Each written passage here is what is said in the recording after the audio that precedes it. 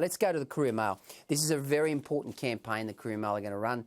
I just hope that the voters of Queensland finally wake up, that if they want to get some justice and they want to get some action on youth crime and crime in particular, they have to punt the Palaszczuk government because they don't care.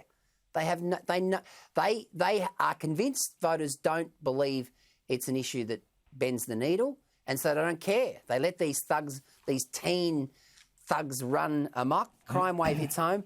Burglaries of Brisbane homes have increased by 14% over the past year, with more than 4,000 break-ins reported in the past 6 months alone. Queensland crime data analysed by the Courier Mail has also revealed a 23% increase in car thefts from 2018-19 to 2019-20 across the greater Brisbane region. It's worse in Townsville. It's worse in Cairns.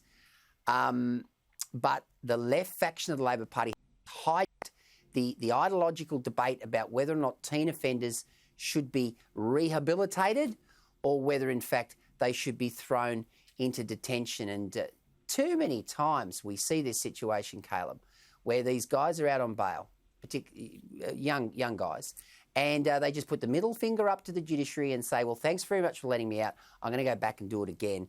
And frankly, there's a part of me that says that we should fight and fight and fight to get this right. But there's also a part of me that says, for goodness sake, Queenslanders, wake up. The only time people ever worry about an issue, Caleb, is if it affects them. You know, unless you've been robbed, you're not going to vote for the Liberal Party. Yeah, indeed, but I mean, you know, if you've got statistics going up by 14%, that is quite extraordinary. I mean, generally what you see year on year is a reduction in crime. And to have a 14% increase in theft, break-ins across Brisbane is an extraordinary statistic. Now, as you say, youth crime is part of that, and one of the contributors to that will be coronavirus because, of course, we've shut down all the schools. We don't let kids go anywhere that they might actually have a positive influence. We make them stay at home. But, I mean, you know, you've got kids out there, you've got to say, where are their parents?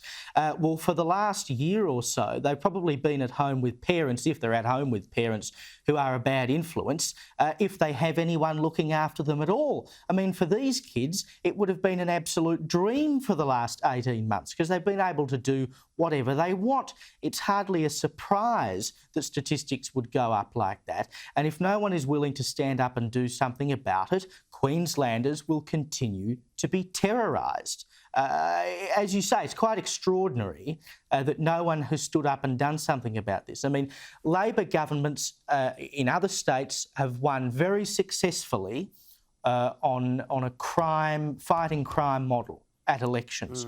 And I don't know why Palaszczuk would not take a leaf out of Mike Rand's book from South Australia. Did it very successfully.